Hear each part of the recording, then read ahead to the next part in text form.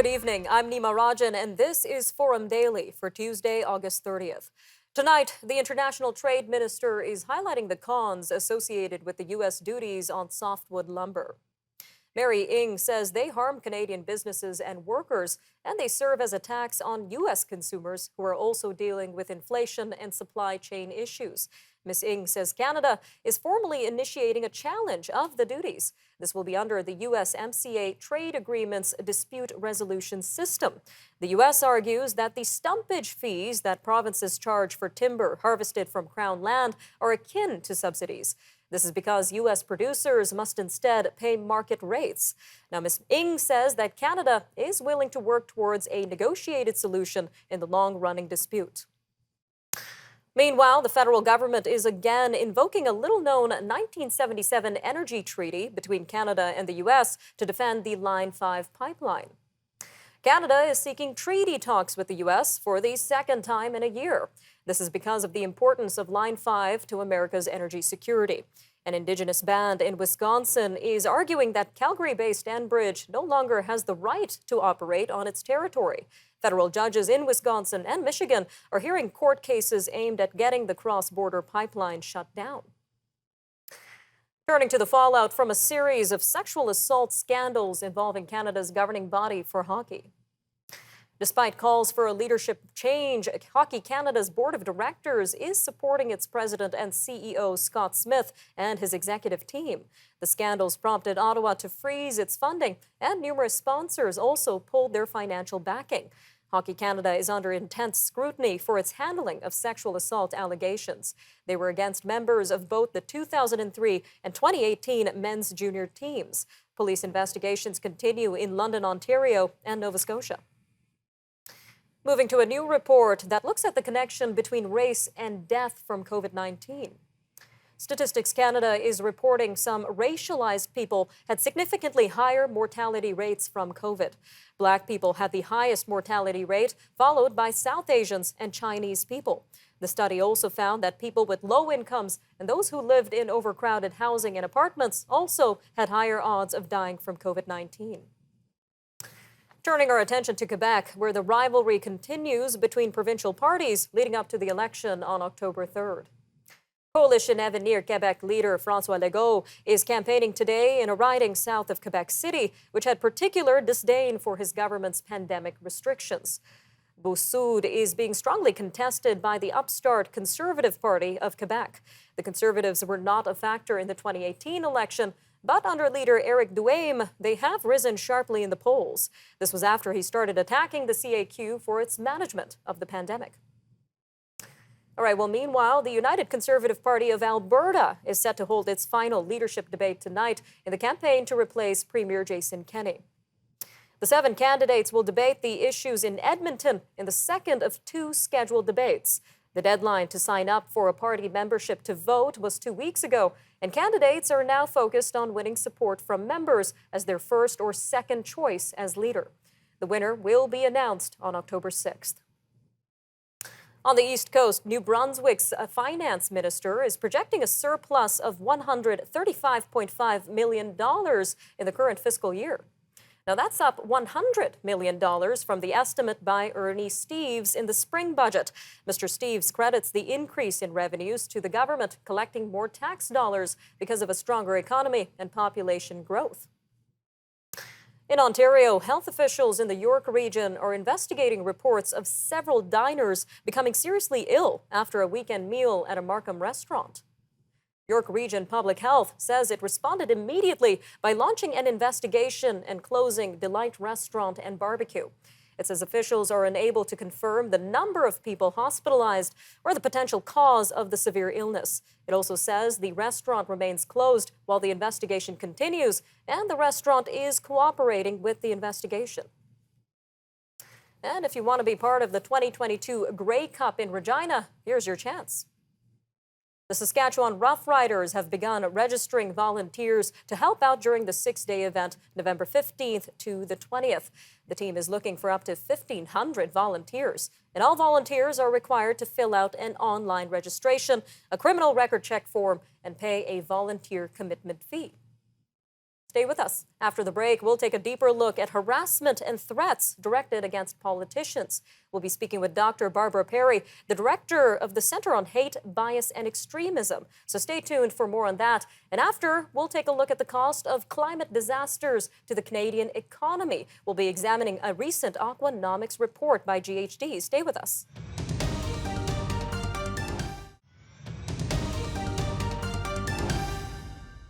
A recent interaction involving Deputy Prime Minister Chrystia Freeland and a man in Alberta is the latest example of the growing issue of harassment and violence against politicians. A video circulating online over the weekend shows the finance minister being confronted by a man hurling profanity at her.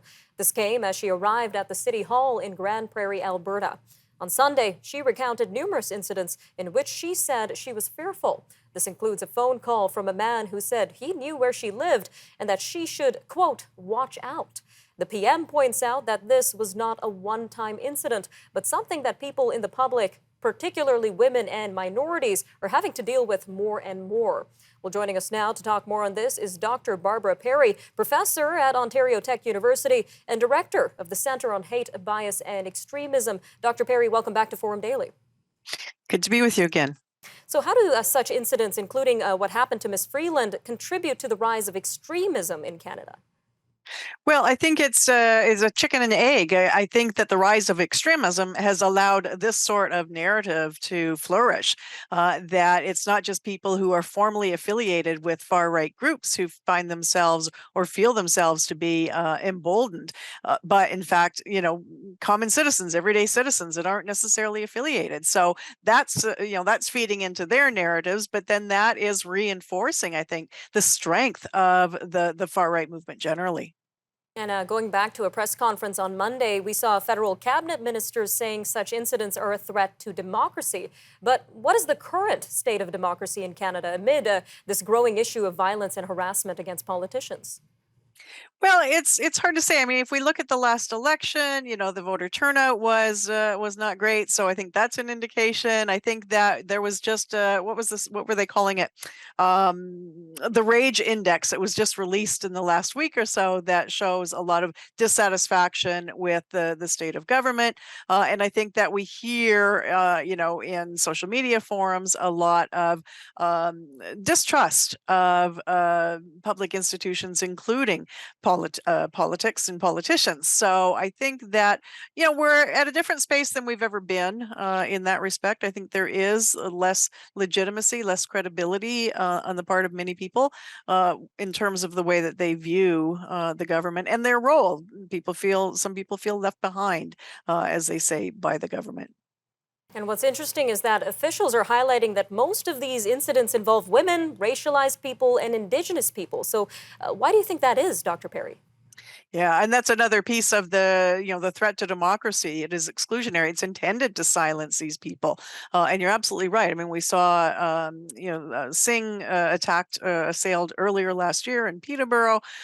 We have seen this with politicians and journalists as well, people of color, women, who are seen to be, that's just one more indication of what's wrong with this society, with this culture, that, that they are also jumping the queue somehow, that they have stepped outside of the boundaries that are acceptable, and they need to be silenced again from their perspective. They need to be put back in those boxes that have been crafted for them. So it is a reaction not just to lack of faith in government, but also it's a reflection of misogyny. It's a reflection of the racism that's embedded in our society.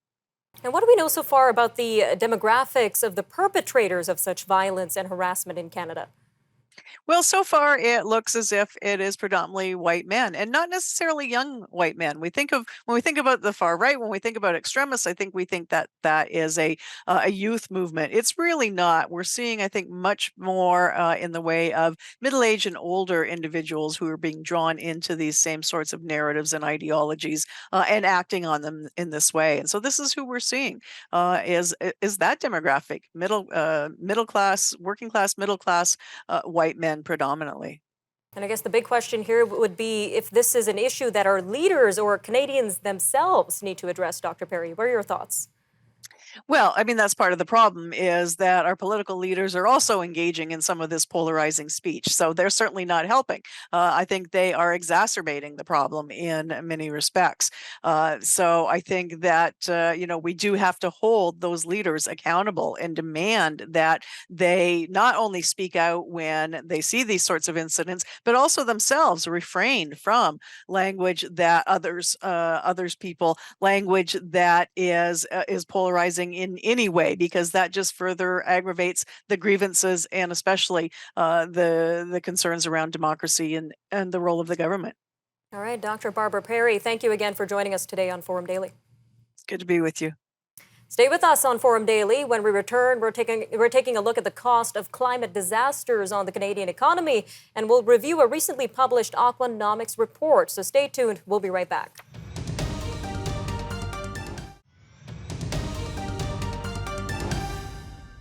A climate-based analysis called Aquanomics was released on Monday.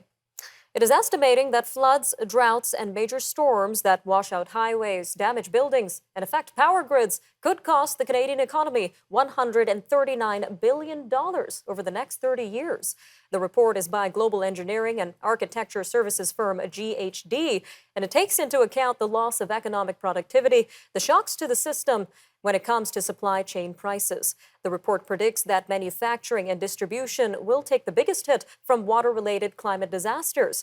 It is warning governments and businesses that they need to become more resilient and use data systems and sensors to help predict problems.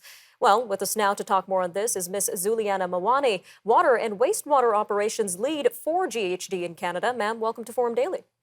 Thanks for having me. So we gave a brief overview in our intro, but what would you say are the major findings of this study?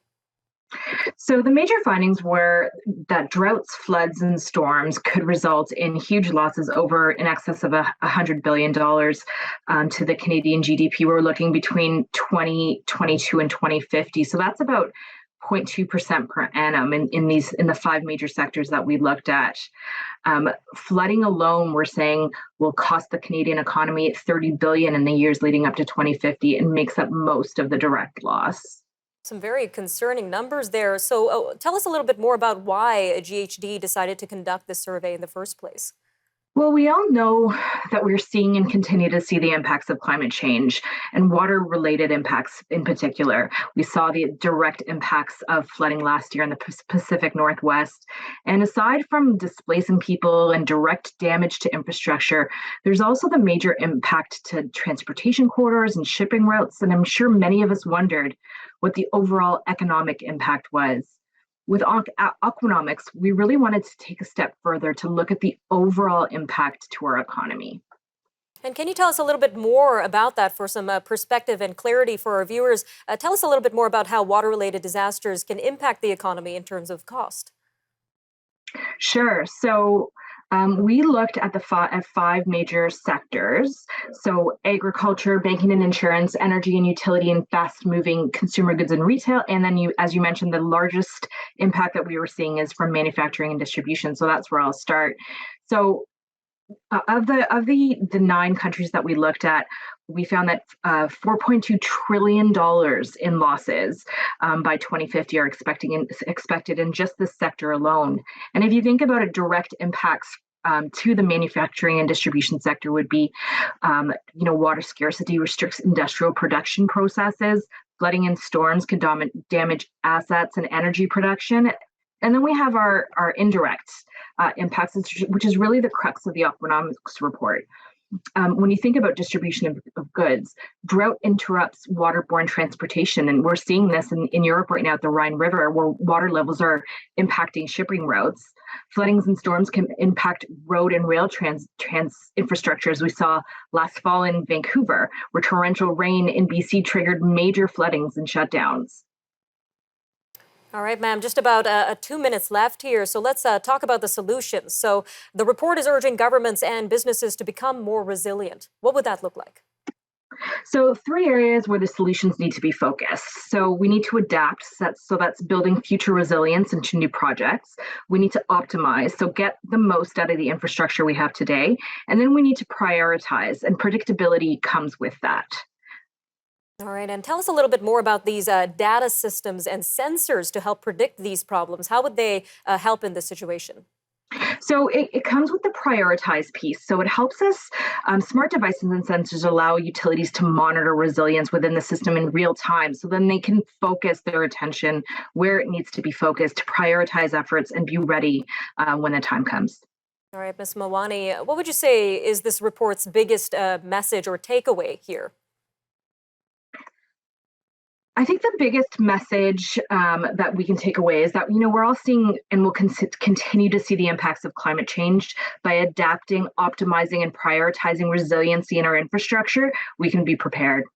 And where can our viewers go to learn a little bit more about this study? You can go to aquanomics.ghd.com. All right, Ms. Zulania Mawani, thank you again for your time today. Thanks. Stay with us. Forum Daily will be back shortly after the break, where we'll take a look at the major news stories and headlines happening around the world. Forces from Ukraine and Russia clash. Iraq is shaken by deadly protests. Desperately needed grain finally arrives in East Africa amid drought and hunger. And consumer confidence rises in the United States. So stay tuned to Forum Daily. We'll be right back after a short break.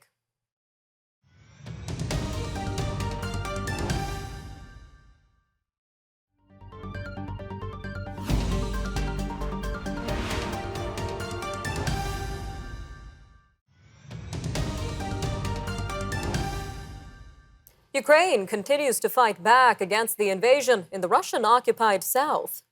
It recently claimed responsibility for the destruction of bridges and ammunition depots in the area. It also claims to have pounded command posts in a surge of fighting in the region. Russia says it repelled the attack and inflicted heavy casualties. The clashes are taking place in the Kherson region. This is where Moscow's forces rolled up major gains early in the war. Independent verification of battlefield action has been difficult, but an intelligence report by the UK's Defense Ministry seems to support the story. It says several Ukrainian brigades had stepped up their artillery fire in frontline sectors across southern Ukraine. All right, well, as tensions continue to rise in Iraq, the powerful cleric Muqtada al-Sadr went on TV to urge his supporters to leave the government zone in Baghdad. This comes after nearly 24 hours of clashes with security forces and paramilitary groups. He gave them an hour to leave, and minutes later, some could be seen moving off. The chaos began when Mr. al-Sadr announced that he would resign from politics. At least 30 people have died in the violence that followed. Some relief for famine-struck Ethiopia. A shipment of 23,000 metric tons of grain is one step closer to getting to the country. The first ship carrying the load from Ukraine has docked at the Horn of Africa port of Djibouti. The grain will now be shipped overland to northern Ethiopia. Food security experts say it is a drop in the bucket in terms of the need in areas of East Africa, which are badly affected by deadly drought and conflict. The World Food Program says this first shipload of grain is enough to feed 1.5 million people on full rations for a month. However, 20 million people across Ethiopia are facing hunger. Well, hunger is also apparent in Afghanistan as the UN humanitarian chief warns that 6 million Afghans are at risk of famine as winter approaches. Martin Griffiths is urging donors to restore funding for economic development and to immediately provide $770 million. Mr. Griffiths says Afghanistan faces multiple crises, including humanitarian, economic, climate, hunger, and financial crises. At the UN Security Council, though, the United States is arguing with Russia and China over who should pay. Well, south of our border, U.S. consumer confidence rebounded this month. This follows 3 straight monthly declines as inflation moderated and gas prices fell. The conference board in the U.S. says its consumer confidence index rose in August to 103.2 from 95.3 in July. The Business Research Group's Situation Index measures the assessments from consumers of current business and labor market conditions, and the present index rose for the first time since March. Researchers surveyed by data provider FactSet had expected consumer confidence to rise slightly as gas prices have fallen in recent weeks. Fresh outbreaks of COVID-19 in China have officials placing millions of citizens under lockdown. The measures affected about half of the 6 million residents of the port city of Dalian.